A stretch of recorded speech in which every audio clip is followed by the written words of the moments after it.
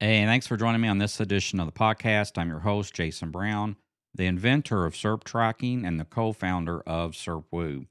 And in this episode, I'm going to show you through a live audit the top mistakes that I find people do, people and brands and even agencies, the top things they do wrong that contribute to Google Ads failure or low performance. And I got to be honest with you, I find this regardless of who's managing the account, whether it's an individual at a company, if it's an agency, if it's somebody with 5 or 6 years experience, if it's somebody brand new. These are all the steps that I have found where somebody sets up things incorrectly or they contribute to low performance. So I'll start off by saying, why would you want to listen to me about this? A lot of you think I'm an SEO guy, which I definitely am, but I've actually been doing paid advertising longer than SEO. I actually got my start back in 99 with paid advertising on the GoTo network. GoTo was the first pay per click network that you could actually buy clicks for. And back then they were just a penny. And then GoTo became Overture, which later became Yahoo.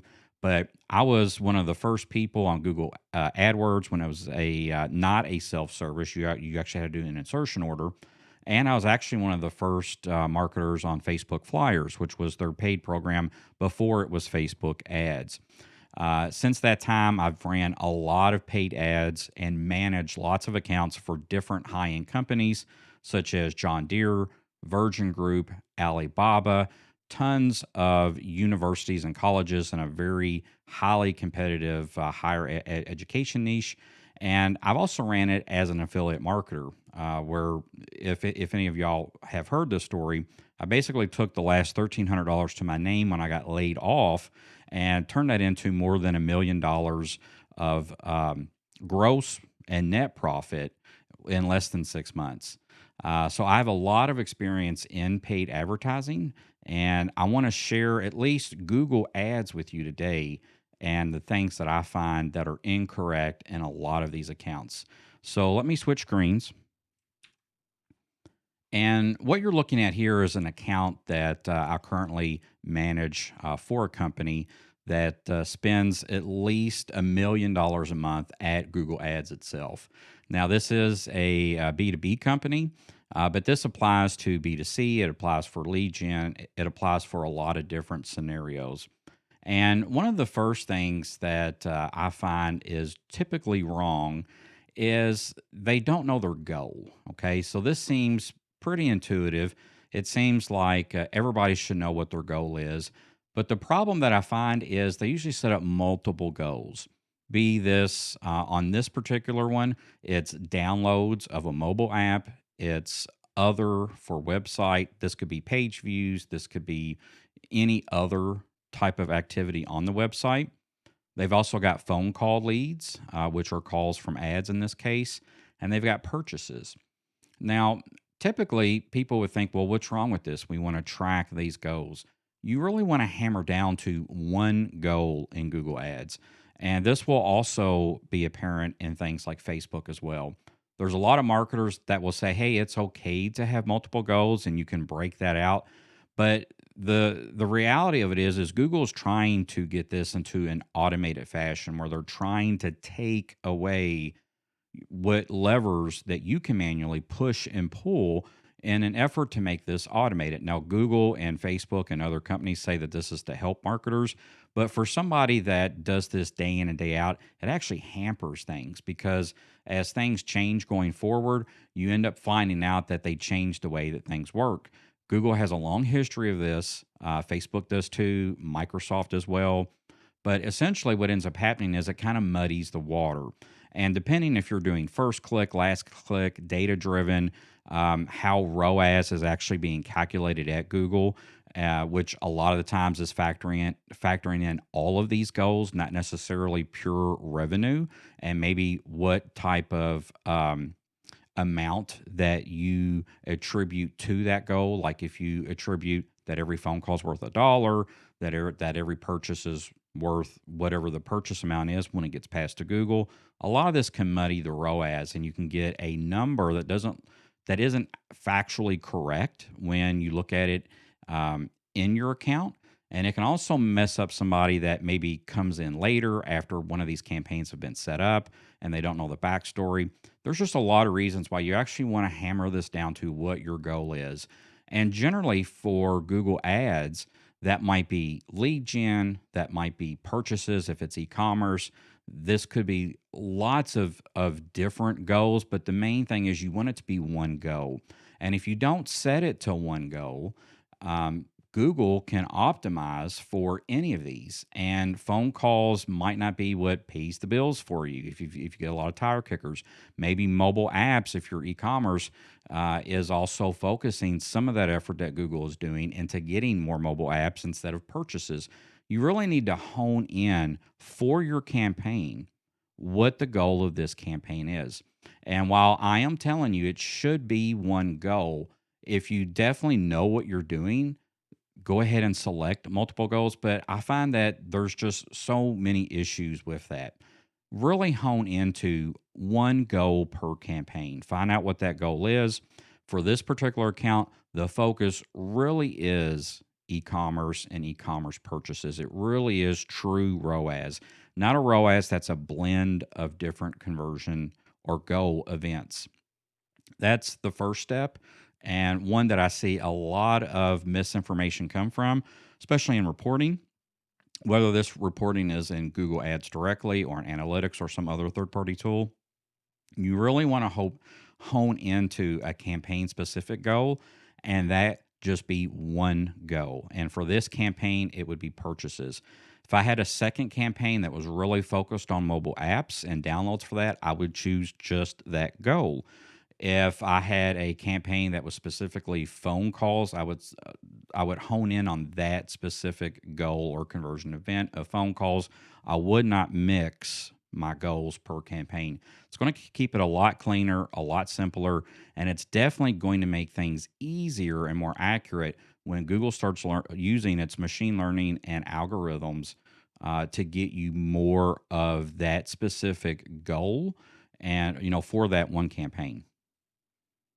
Now, something else I see a lot of campaigns have misconfigured is that for networks, they have both the search network selected and the display network. Now, over time, Google has gotten a lot better at figuring out where the better goals and conversions are at. But I still recommend that for each campaign, you have one network selected. I'm very old school, but I do not select display network in with my search network campaigns. If anything, I'll make a duplicate second campaign and select the display network there. Again, this goes back to making things accurate, making things more easily able for Google to use its machine learning and algorithms to find the right traffic for you, and allowing this to be basically a split test where things are not combined, that they are split up as search network and or display network, preferably. Or again, if you're advanced and you know what you're doing, maybe you can go ahead and select display network. I do not recommend doing that. There's so many issues and problems that can come out later. And in the future, when Google no longer allows you to opt out of the display network, like they do with smart campaigns, you're really going to wish that if you looked back at past performance, maybe all of the quality traffic that worked for you and your individual campaign came from search, and now you don't have a way to opt out of that. So this definitely is about making hay while the sun shines, striking when the iron is hot, and really narrowing this down to just one network right now. Split testing the other one later, and then hopefully being able to ride this out as long as you can before they make a permanent move to combining both networks. So something else I see that people that manage accounts don't do is consider multiple time frames. A lot of times they're looking at just one time frame for all of their edits, all of their optimizations. And on the screen that we see here, we've got this one keyword that has spent $2,500, and it's got a great ROAS. It's 4.19. This is great for this particular company. However, you might think, I'm going to leave this keyword running. It looks like it's doing great. There's not a problem here. There's nothing here that I need to do or look at. However, if you were to look at more recent date, let's say the last 30 days, this same keyword is below 2 for ROAS. A lot of platforms or a lot of companies will use it as a percentage. This would be 190%. And Google Ads, it's 1.95 as ROAS, but it's no longer the 4 ROAS, the 400% ROAS. In the last 30 days, demand has gone down. And it's very important to look at these different time frames because seasonality might be kicking in. Something on the web page might have changed within the last month or two. Maybe you've changed pricing. There's lots of reasons why a keyword could do good or do bad, and you have to look at these multiple time frames and consider that. If I were just looking at last 30 days, I might say this keyword is doing bad. If I look at all time, this is actually a good keyword. However, the data is incomplete. You have to know why why the keyword is not performing as well in a more recent time frame. I generally look at multiple time frames before I make any decision on optimizing a keyword, an ad, a strategy, a split test. All of those things I look at multiple time frames. And what you learn is that you don't want to take an action on one time frame and then realize because of a change on your website, maybe pricing, maybe seasonality, that actually that change is not warranted. So I would always tell people look at multiple time frames for anything you do, whether that's something for an ad, a landing page, a split test, a keyword, maybe geolocations, maybe time of day, day parting, any of those things. You want to be looking at multiple time frames. Usually, what I'm looking at is last 6 months, last 30 days, last 90 days, last 7 days. And you kind of have to be tricky with more recent time frames because if you've got a long time cycle, maybe the most recent time frames are not applicable to you. In a company or a business where maybe the sales cycle is at least 14 days, last 7 isn't going to be very helpful for you. So you have to take that in consideration. But the pro tip here is looking at multiple time frames and then establishing, is this a trend? Is this something that always stays stable? And if there is a difference, why would that have happened? How can I dig in and find out why this particular keyword is not working anymore? That's the important thing because the last thing you want to do is just stick to one time frame, make a change, and not understand what has actually happened there with that keyword, be it seasonality or something more recent. You also have to look at your sales cycle, which I did mention, but there's two things about that. Your sales cycle might take 14 days. However, it could also be that the way you have your Google Ads account set up, it might take 14 days just for the right amount of conversions to be reported. Now, that has nothing to do with your sales cycle. Your sales cycle might close within a few days, but if Google is actually set up to where there's some delayed conversions, the reporting might be delayed. The conversion might have came in, but the reporting is delayed. That's the important thing I'm trying to tell you right here. So you have to understand your delay. Now, the delay on this account, I've actually gone through and created an Excel sheet where maybe I looked at a date. Let's just say that date is January 31st. And what I did was for 30 days going forward, meaning all the way to March 2nd, basically, I looked at January 31st in Google Ads and January 31st only. And I recorded each day what the conversion numbers changed to. So maybe on January 31st, I had, let's see here, maybe I only had 2 conversions on January 31st for January 31st.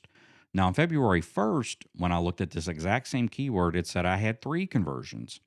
And on February 2nd, when I went back and looked at January 31st data, it might have said 4 conversions.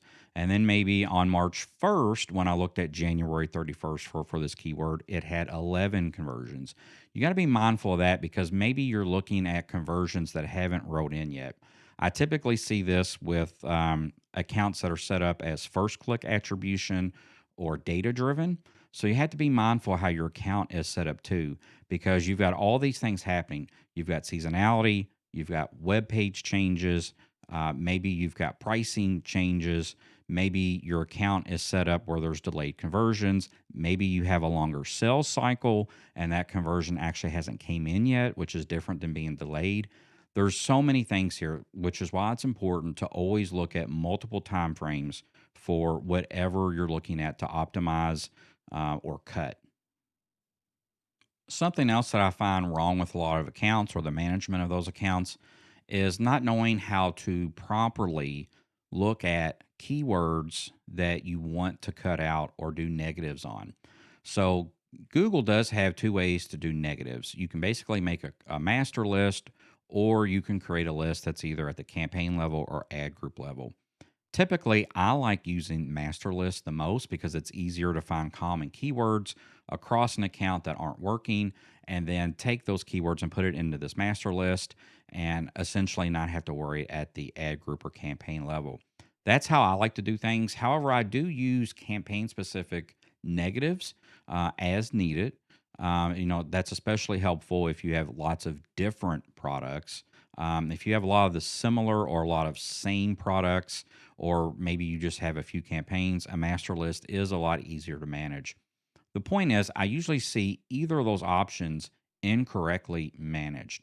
And what I mean by that is somebody might go through their keywords and see, oh, this keyword that I'm bidding on is not working. I'm going to cut it.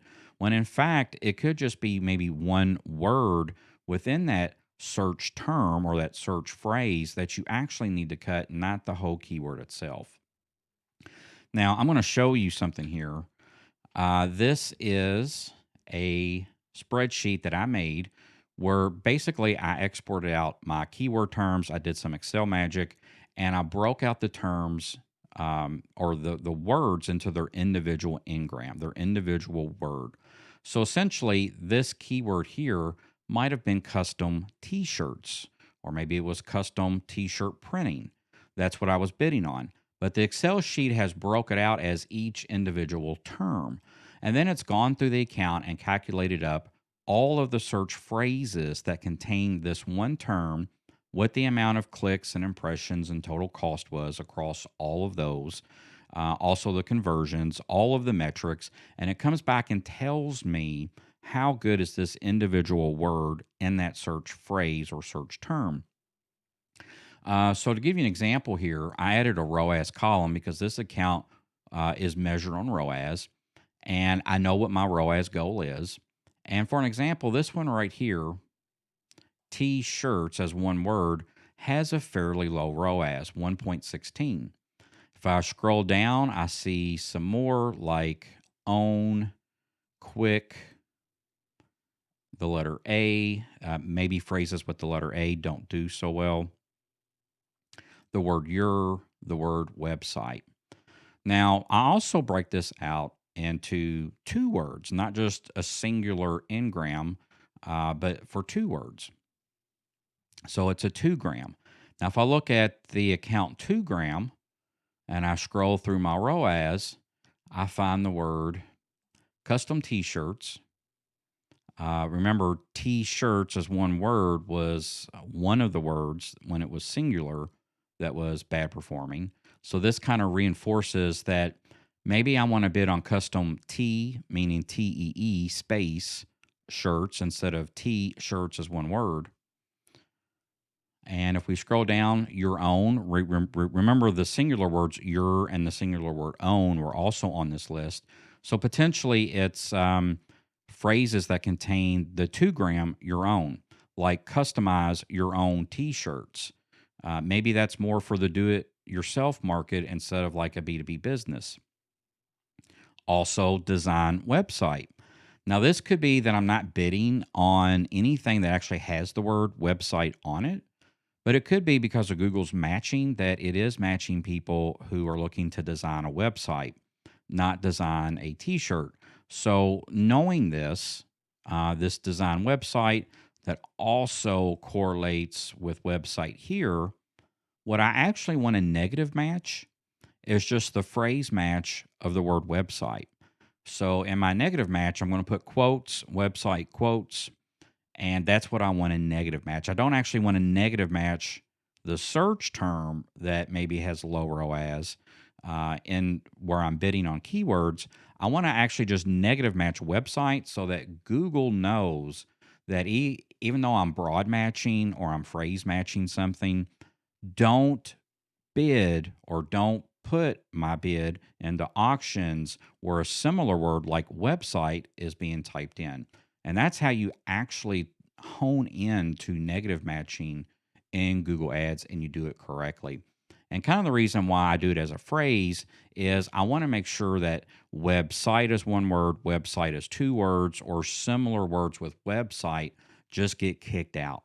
Um, you can also do this as a 3 gram. I don't have my spreadsheet set up for that. I just have it for singular and I have it for 2 gram. And here's another pro tip. Just like I told you with optimizing on different time frames, you want to do this type of analysis on different time frames too. Typically, I like to look at 6 months, 3 months, 1 month.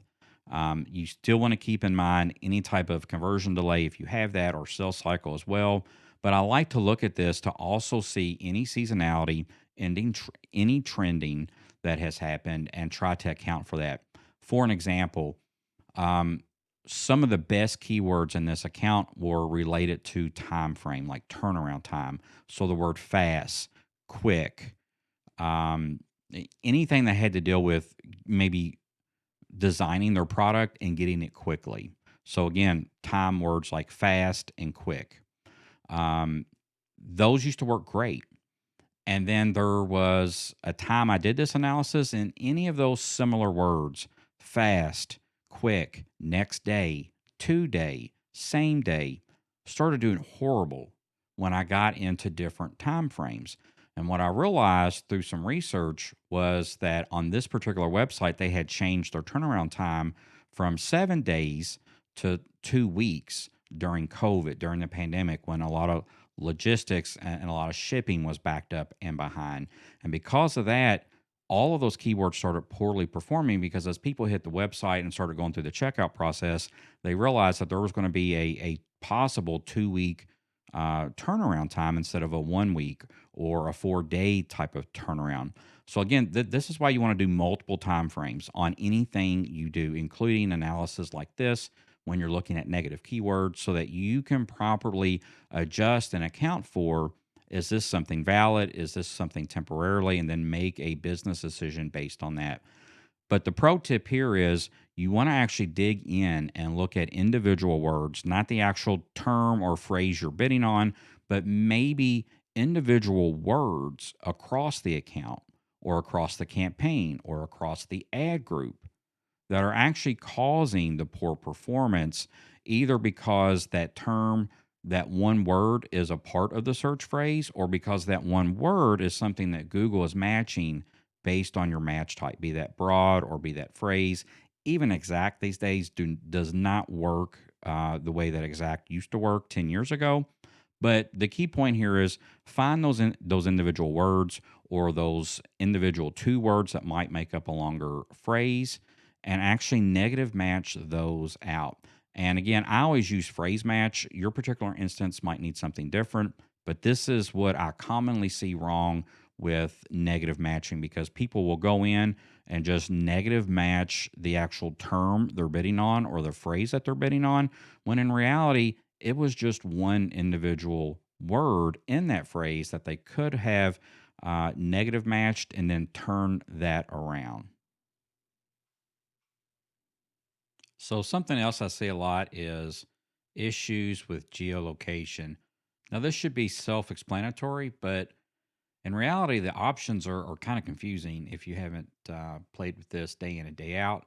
So a lot of people unfamiliar with Google Ads and how the system works can really get this messed up. It's so easy to get messed up. This is probably the number one issue I see, even with agencies that set up accounts. Even Google reps will do this incorrectly for clients. So let me switch over.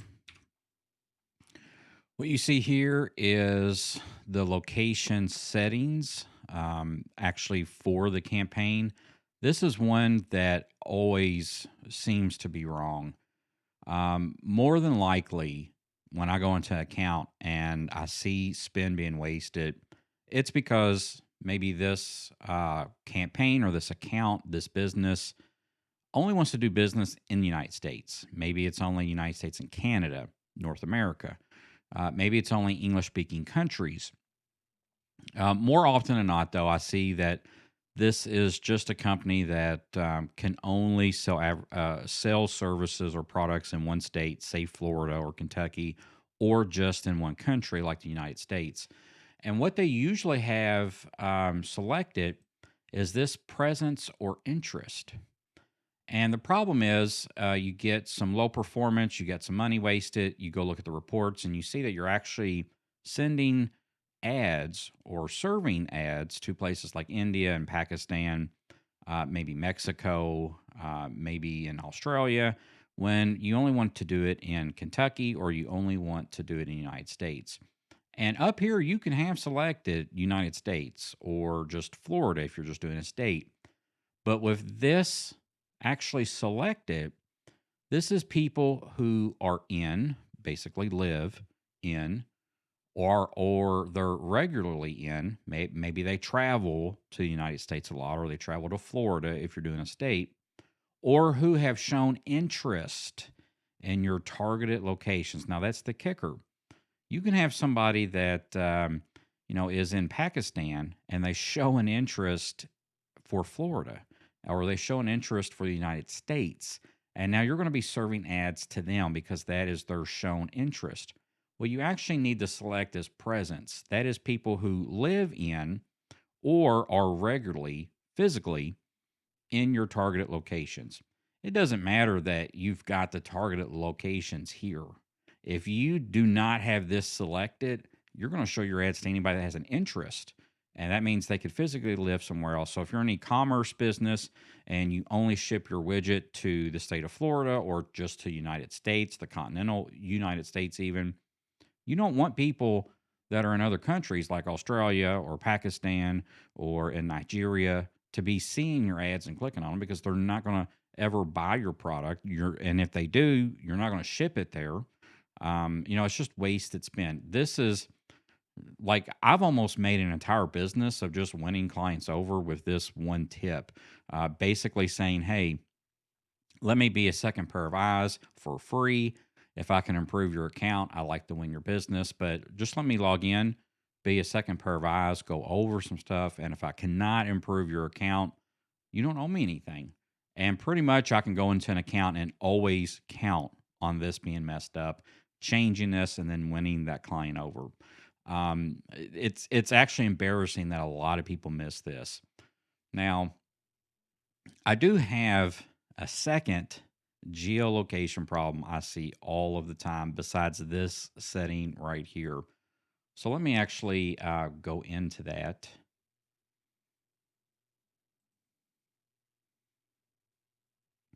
And pretty much what this is I see a lot of people, they'll look at their targeted country or their targeted state or their targeted location, and they'll look at their metrics and they'll be like, man, this is, 2.25 or 225% ROAS. The threshold or the bare minimum for this company for their campaigns is 2.7 or 270. So you would look at this and think, man, this is horrible. And while I wouldn't exclude the United States, you might have a bunch of states here. And those states might be Michigan, Florida, United States, Hawaii, and you would come over and see this exact same metric right here. And you might think I'm going to exclude that state. That's usually what I see people do. Or they might have a bunch of countries, so there might be Canada included here.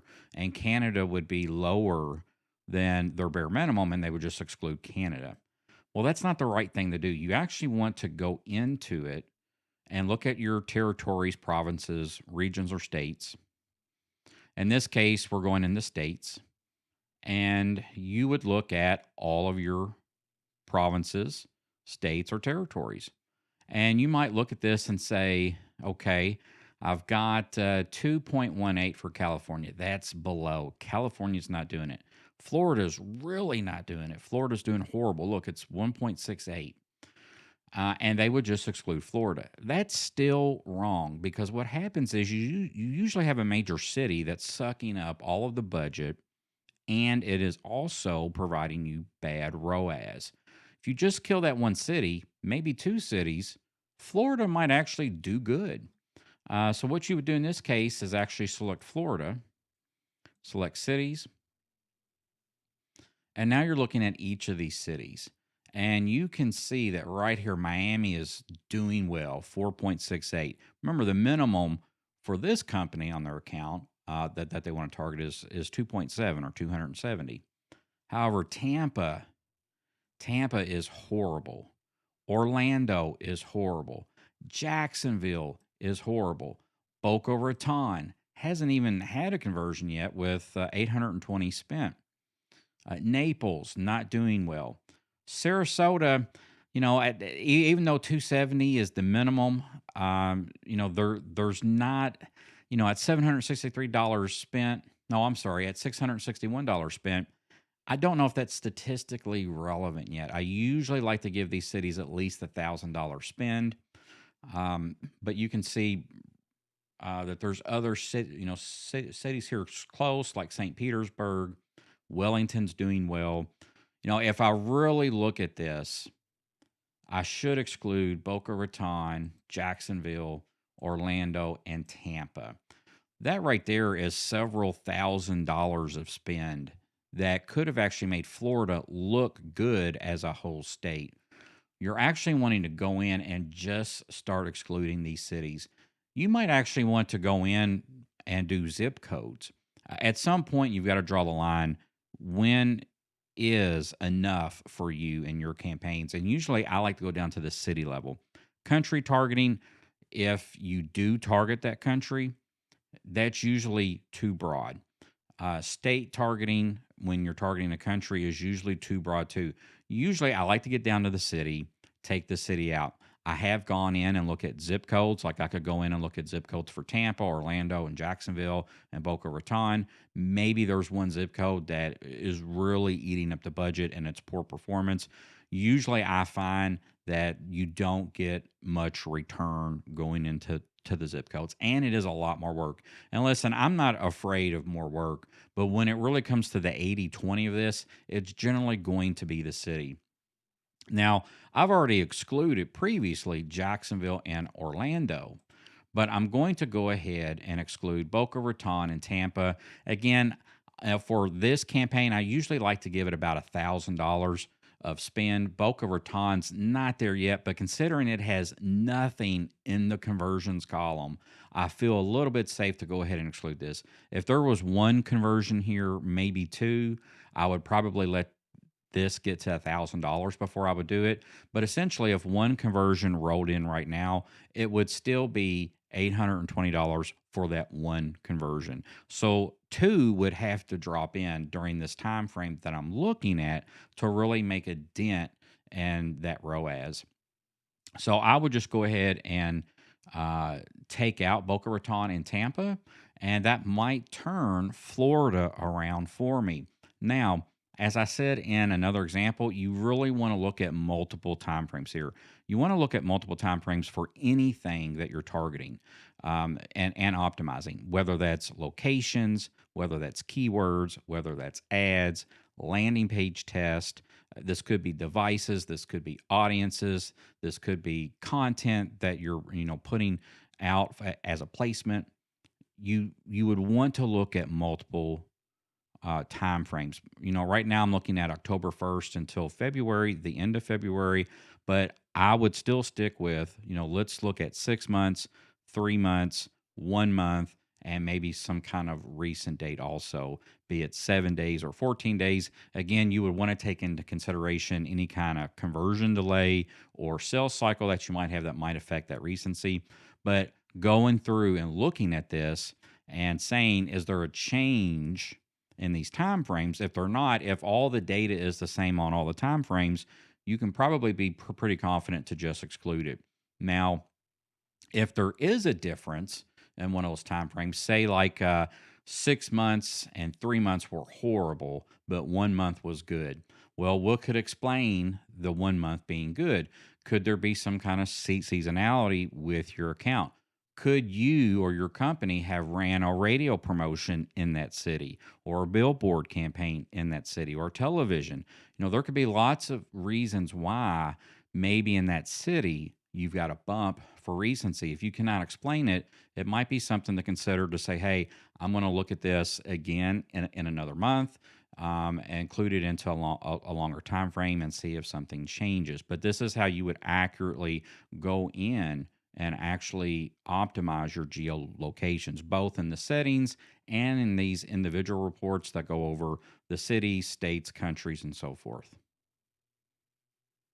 So, the last bit of advice that I would give you, and I know I'm going to catch some flack on this, some hate, some questions, is I would almost never listen to a Google rep.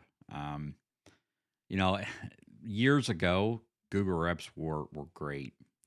You could give any problem you have to them, and they would handle it for you personally, generally, or at least move it up the chain. These days, Google reps, in my experience, and this is dealing with lots of Google reps over time. This is also based on dealing with many Google reps currently for different accounts that I manage, accounts that are, spending millions and millions a year, if not millions a month. And each of these accounts have one or two Google reps, even more if you include in other platforms like shopping and so forth, where you can get additional reps. Um, a lot of them today, they're just looking to have you spend more money. And that doesn't necessarily mean spending more money in a profitable way. I've had many experiences recently where I had a great Google rep. They got promoted as they should. And then what you're left with is two or three additional Google reps to replace that one. And anytime you have a problem, they tell you contact support. And that means a phone call to a call center in another country or a live chat to someone in another country who cannot do anything for you. That just about any problem you have, they have to escalate it, and then you're waiting days on end. Or that means an email that you're going back and forth on an email chain. The Google reps today, most of them are not going to handle a problem that you have. They're going to tell you to contact support. And if you've ever contacted support, how much of an issue that can be, especially if you're having to go back and forth in phone calls, back and forth on emails, and back and forth in chat. Usually something that's very simple. If I have a problem, I'm at least writing or instant messaging or getting on the phone 3 or 4 times, if not 5 times, to solve something that should have been solved easily with my Google support rep. Support rep meaning the rep assigned to my account, or the reps, plural, assigned to my account. Um, I've also had conversations where I've disagreed maybe with their strategy and planning, or questioned maybe their advice. And basically, what comes out of that conversation is they're trying to hit their goals, they're trying to be promoted, they're graded on X, Y, and Z. And essentially, what that X, Y, and Z is you spending more money, not necessarily spending it profitably. They always want to quote best practices, what other people are doing. That's not necessarily accurate to your account, to your campaigns, and to your business goals. I've had Google reps that, will tell me, listen, demand in your industry is up. We suggest you upping all of these budgets. And you might know that while demand might be up, it's a different type of demand than your business. For an example, it might be B2C demand is up, but not B2B.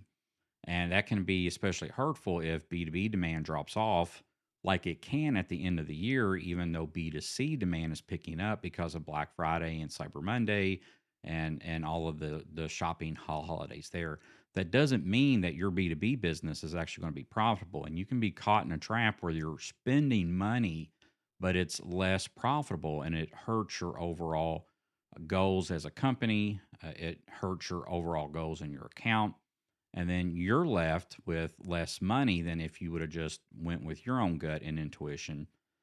They also push you into lots of programs that maybe they know aren't as profitable, but they either have tons of spreadsheets, data, events, something that they claim backs it up. And I'm going to tell you right now, most of the recommendations that come from a rep, I do not take unless there's some kind of technical suggestion, such as, hey, these particular keywords are not performing well. But if it's new strategies, I definitely almost never take the advice of my Google rep. If it's recommendations that show up in the Google dashboard itself, next to the alarm bell icon, those are usually without consideration of what your business goals are as well. I've even shown you, I believe in the video, there was at least, I think, one campaign where, I've got the target ROAS set as a minimum, and Google is spending money in a city and spending a lot of money in a city that's not profitable. It's not spending money in cities that are more profitable that don't even have their statistical relevance yet. Why isn't Google taking the default settings that I gave it? This is the target ROAS, and spending money in those cities that have less spend and better ROAS, but yet spending it in cities that have a lot of spend and poor ROAS. So the Google system itself is not perfect as is. And then the recommendations that come in through the dashboard are not considering your business goals and metrics. And the reps are purely there to have you push more money, get into more programs. Those more programs are not necessarily profitable or help you in your business. That would be my last tip is if you do have a Google rep, I pray for you because most of the advice that you get from them are not aligned with your goals, even after you've talked to them for months about your goals and where you're heading in, your account and where you're heading as business goals. And they're going to give you advice that is not catered to you. They're going to give you a lot of data. They're going to give you a lot of case studies and best examples. And that purely does not mean it's aligned to you or to your metrics.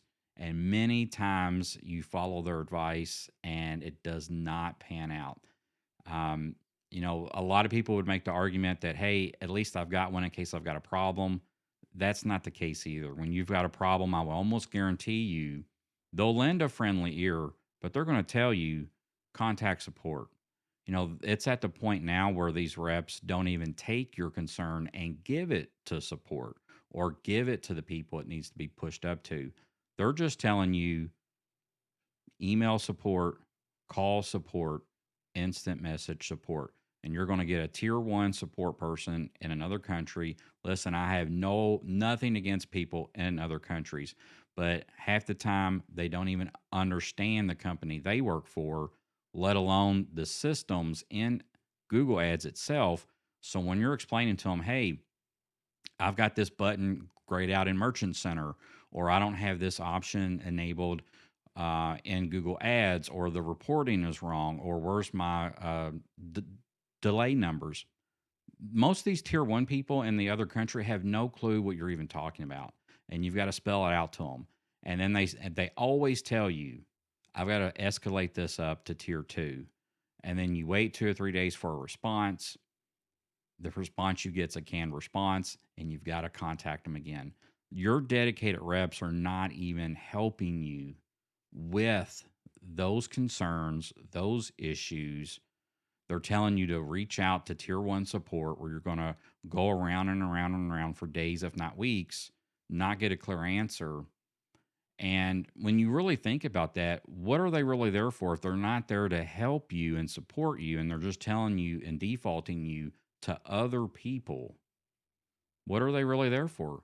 They're there to push you into their agenda and help themselves get promoted by making you spend more money. Whether it's profitable or not, If they can get you from spending, say 50 million a year to 90 million, but that 40 million increase was just a break even ROAS, they're going to get promoted.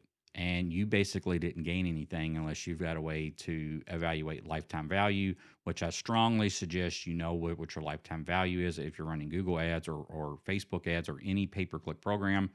But the bottom line is they're not there to actually help you. They're there to help themselves, to help Google and get themselves promoted by getting you to spend more money. So you definitely have to watch out if you've got a rep and what they're feeding you and how they're supposedly helping you when they're really not. So I hope that's been helpful. If you disagree with anything I said, please leave it in the comments. I know there's lots of things I didn't touch on, but I'm trying to keep these videos short and concise. So definitely subscribe, like, comment. Let me know anything I've missed that you'd like to see on a part 2 video for running pay-per-click ads. And I'll catch you again on the next video. Thanks a lot. Bye-bye.